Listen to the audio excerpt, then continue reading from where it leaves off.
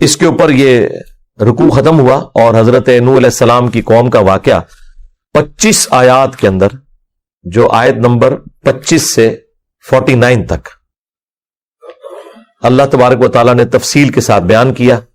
اب اس کے بعد اگلی آیات کے اندر قوم ہود کا ذکر آئے گا، قوم سمود کا ذکر آئے گا. یعنی وہی ہے کہ یہ اب بچا لیے گئے. اب لگ تو ایسا رہا تھا کہ یہ معاملہ ہیپی چلتا رہے گا، لیکن ایسا ہوتا نہیں.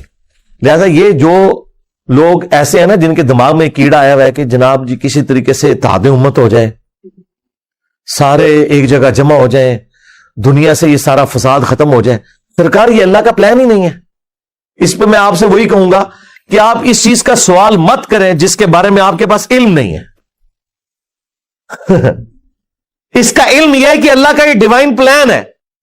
لَأَمْلَأَنَّ جَهَنَّمَ مِنَ الْجِنَّةِ وَالنَّاسِ أَجْمَعِينَ، کہ ضرور بھار دوں گا جن و انس کے ساتھ جہنم کو.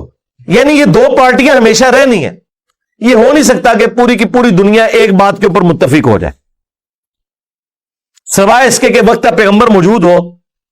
اس میں بھی صرف جو لوگ اس پیغمبر پہ ایمان لے آتے ہیں وہ متفق ہوتے ہیں.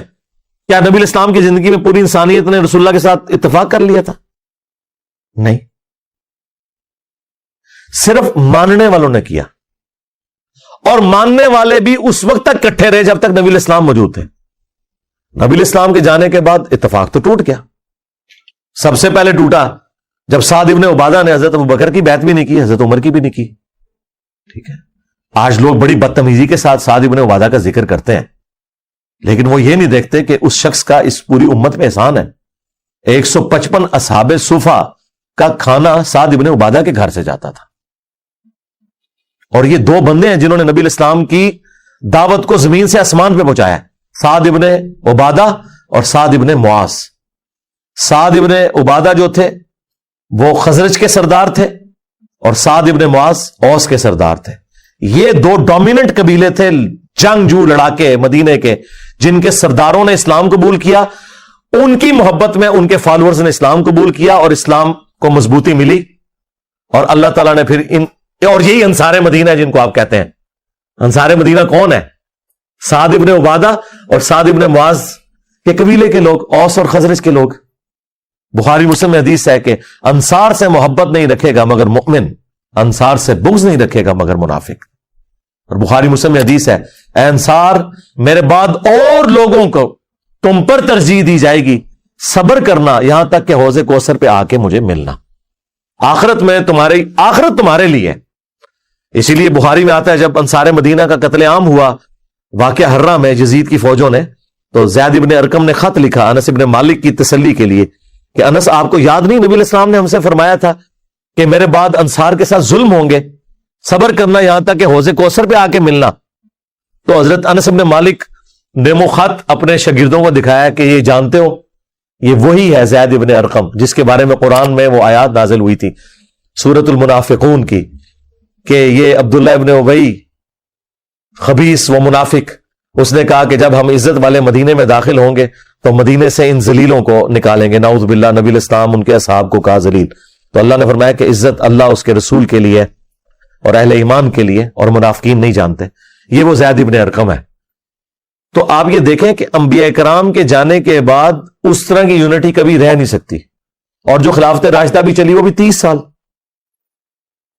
آج آپ دیکھ لیں آلموسٹ 1400 سال سے سارے دعائیں کر رہے ہیں، کوششیں کر رہے ہیں. ہم سے ہماری کوشش کے بارے میں پوچھا جائے گا، رزلٹ اورینٹڈ نہیں ہونا. یہ بڑا مسئلہ ہو جاتا ہے. جی اقامت دین کے لیے کچھ کریں، جی کر رہے ہیں سرکار، کیا کریے، کر رہے ہیں. جنہوں نے سارا دین کا جنازہ کڈیا ہے انہوں کا نام نہ وہ سانو لین دیں تو سانو کہتے اقامت دین کرو. اقامت دین ہم اس دین کی کر رہے ہیں جس کا جنازہ ان لوگوں نے نکالا، بنو امیہ نے. ٹھیک ہے، تو اللہ کا شکر ہے آپ قرآن و سنت پڑھیں، آپ کو سارے کے سارے معاملات کلیئر ہوتے جائیں گے. لہذا یہ زیادہ ٹینشن نہیں اپنے دماغ میں سوار کرنی چاہیے اس حوالے سے. یہ اللہ تعالیٰ کا ڈیوائن پلان ہے کہ دو گروہ رہنے ہیں.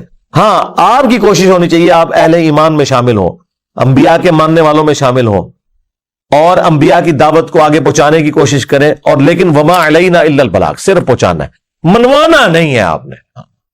یہ آپ کی ذمہ داری نہیں ہے. یہ تو پیغمبر سے بھی کہا گیا آپ کا کام ہے صرف پہنچا دینا.